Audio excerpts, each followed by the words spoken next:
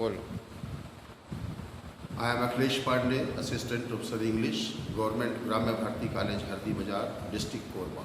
Today I am going to deliver a lecture on Vijay Tendulkar's drama Kanyadaan, which is prescribed in MA English 4th semester, paper 2nd, unit 3rd.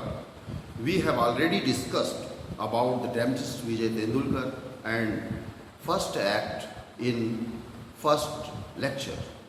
Today we will discuss the second act of the drama, the concluding part and the main theme of the drama.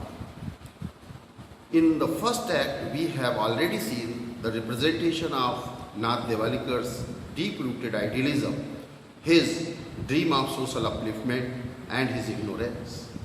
In the second act we see the disastrous result of his ignorance and his deep pain.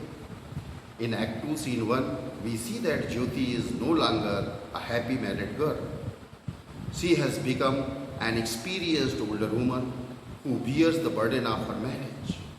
Seva, as mother, is completely despaired of her daughter's unhappy marriage.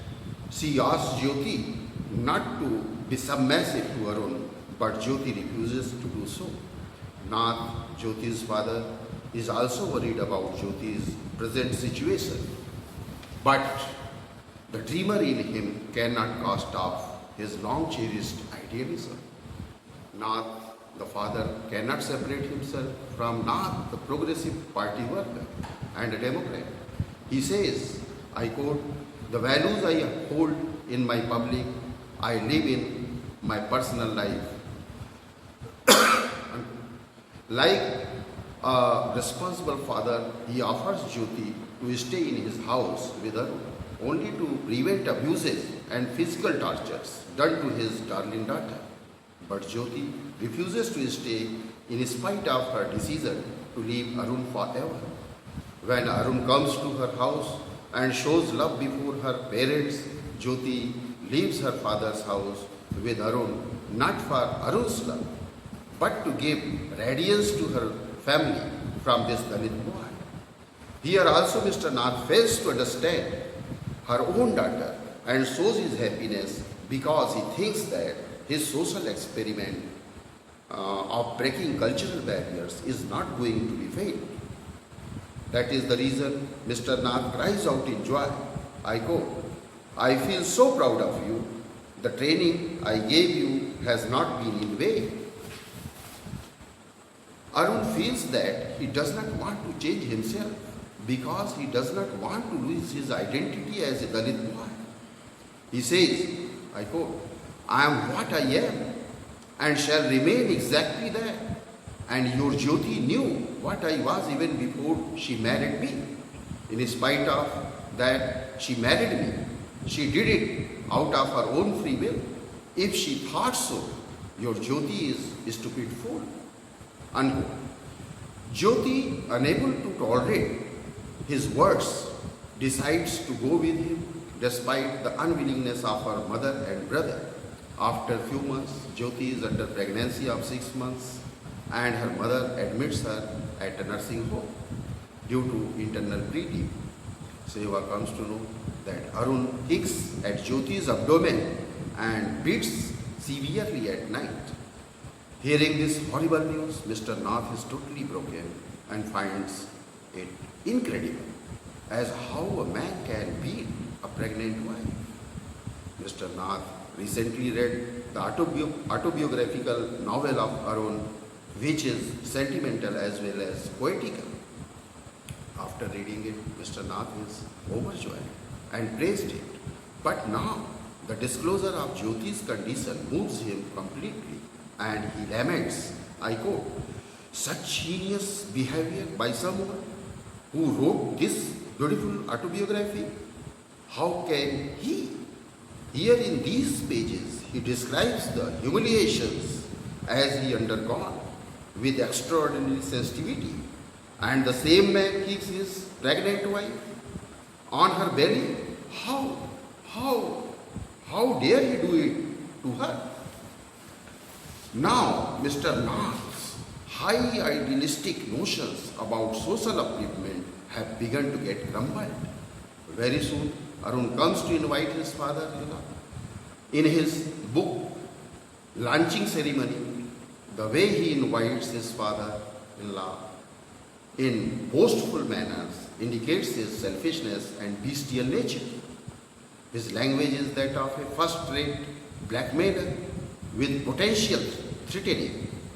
Arun's arrival makes Mr. Nath tense, and in disgust, he avoids eye contact with him.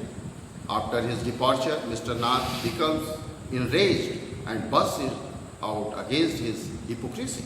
I quote, "His visit has polluted this drawing room, this house, and this day. It stinks. This furniture, this floor, all this. He has made them filthy, dirty, polluted. Why did I have to come into contact with a man like this?" Arun is now not a representative character of Dalit community, but a Machiavellian character eager to capitalize on the high tide of Dalit sympathy, both on personal and intellectual fronts.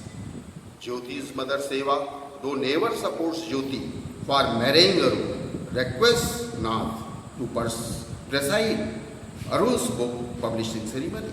She is more practical and wants to see Jyoti as a happy wedded girl.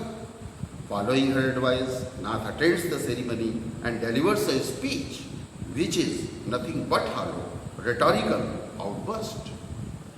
Nath confesses before her wife and son that what he has done only to save her daughter's life.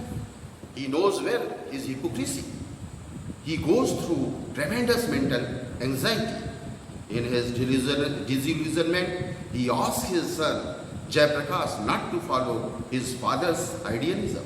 He says, I quote, "Jayaprakash, do me a favor, reject your father, learn to see through his naivety and idiocy. Don't ever rely on his wisdom." Nath's social experimentation as a reformist brings ruin to his family. Even his daughter, who has hero worshipped him, turns against his father and denounces his naive, impractical wisdom. She makes her father face to face with open reality. She accuses her father of making them crippled from childhood by his ineffective theory. He accuses her father as a hypocrite and brings him in the same light as Arun Athawale. Jyoti arrives her true womanhood, rejecting her father's wrong philosophy and accepting life as it is.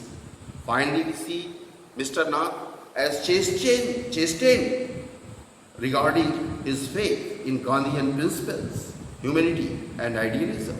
In order to indicate his defeat and failure, the dramatist avails the sound of huge buildings flinging down. Nath completely breaks down. Nath's soft cry appears as heartbreaking. Heartbreaking squall which could make a person cry. Tendulkar creates catharsis, the feeling of pity and fear. Through this scene, the audience feels sympathy with Nath's defeat in his search for an ideal society. So Tendulkar brings a typical hamartia at the end. The play Kanyadaan is complimented as an amazing play. Tendulkar has been awarded Saraswati Samman for this play because the play extols reality of life and society. Thank you.